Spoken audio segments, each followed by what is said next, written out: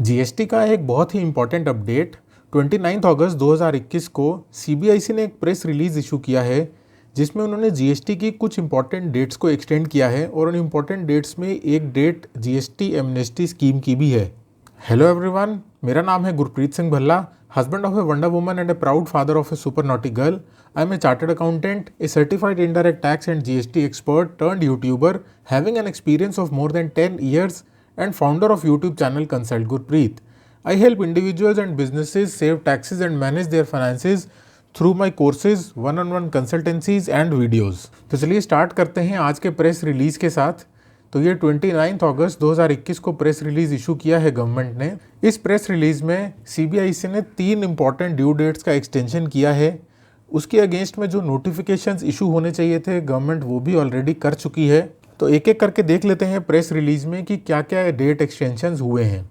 तो सबसे पहला जो डेट एक्सटेंशन है वो है जीएसटी एमनेस्टी स्कीम का। तो यहाँ पर आप फर्स्ट पॉइंट में देख सकते हैं, the last date to avail benefit of the late fee amnesty scheme has now been extended from existing 31/8/2021 से 30/11/2021। दैट मीन्स जो एमनेस्टी स्कीम जीएसटी में आई थी उसकी ड्यू डेट अभी तक 31 अगस्त 2021 थी, जिसको अब बढ़ाकर 30/11 यानी कि 30 नवंबर 2021 कर दिया गया है। तो एमनेस्टी स्कीम आप सभी लोगों को पता होगी, नोटिफिकेशन नंबर 19/21 से एक एमनेस्टी स्कीम गवर्नमेंट ने दी थी जिसमें उन्होंने ये कहा था कि अगर आपके GSTR 3B फाइल्ड नहीं है जुलाई 2017 यानी कि जब से जीएसटी आया है से अप्रैल 2021 तक के, तो अब आप अपने रिटर्न फाइल कर सकते हैं और आपको एक स्पेसिफिक कैपिंग के ऊपर की लेट फीस नहीं देनी पड़ेगी। तो पहले सीबीआईसी ने ये टाइम पीरियड दिया था कि अगर आपके जो भी GSTR 3B रिटर्न्स पेंडिंग है उनको आप 1 जून 2021 से 31/8/2021 तक फाइल कर सकते हैं। तो ये एक इम्पॉर्टेंट अमेंडमेंट है, इम्पॉर्टेंट एक्सटेंशन है डेट का, और इसके लिए गवर्नमेंट ने ऑलरेडी नोटिफिकेशन नंबर 33/2021 इशू कर दिया है और इसकी भी डेट 29/8/2021 ही है। तो एमनेस्टी स्कीम में जिन लोगों को नहीं पता मैं ये बता देता हूँ कि GSTR 3B में लेट फीस को कैपिंग कर दी गई थी। तो अगर आप एमनेस्टी स्कीम के इस पीरियड में यानी कि 30/11/2021 तक अपने कोई भी पेंडिंग GSTR 3B जुलाई 2017 से अप्रैल 2021 तक के GSTR 3B अगर आप फाइल करते हैं, अगर आपका नील का रिटर्न है तो आपको 500 रुपीज़ की मैक्सिमम लेट फीस देनी पड़ेगी पर मंथ या पर रिटर्न। और अगर आपका GSTR 3B नील का नहीं है तो आपको मैक्सिमम लेट फीस देनी पड़ेगी 1000 रुपीज़ पर रिटर्न की, जिसमें 500 रुपीज़ CGST और 500 रुपीज़ SGST इंक्लूडेड है। तो ये हो गया हमारा फर्स्ट डेट का एक्सटेंशन। उसके बाद आ जाते हैं पॉइंट नंबर 2 पे। सेकेंड एक्सटेंशन क्या है देख लेते हैं। Based on multiple representations received, बहुत सारे रिप्रेजेंटेशन गवर्नमेंट को रिसीव हुए हैं, इसलिए गवर्नमेंट ने application for revocation of cancellation of registration की डेट को भी एक्सटेंड कर दिया है।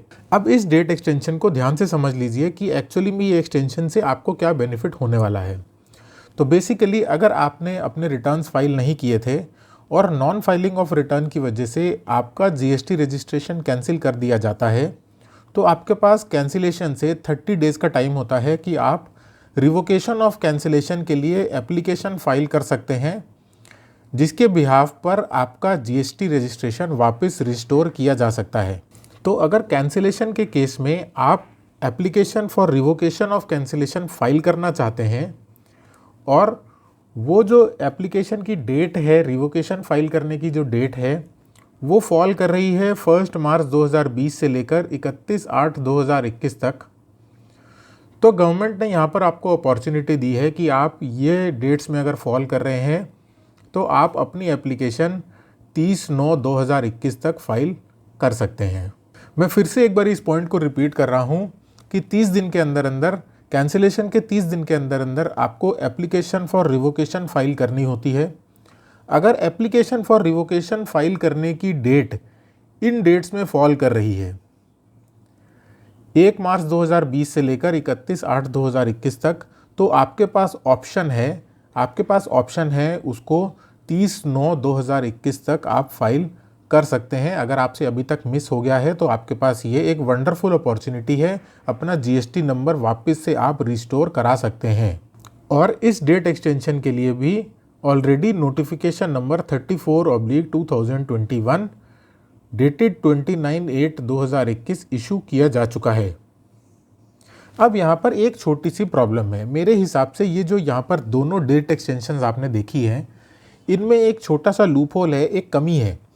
कमी ये है कि अगर तो 1 मार्च 2020 से लेकर 31/8/2021 तक का मुझे टाइम था और मैं एप्लीकेशन फॉर रिवोकेशन नहीं फाइल कर पाता, तो मैं 30 सितंबर तक रिवोकेशन फाइल करके अपना जीएसटी नंबर रिस्टोर करा सकता हूँ। और अपने जो रिटर्न्स हैं, यहाँ पर आपने देखा कि आपके पास रिटर्न फाइल करने के लिए भी एमनेस्टी स्कीम है, तो मैं उस एमनेस्टी स्कीम का बेनिफिट ले सकता हूँ।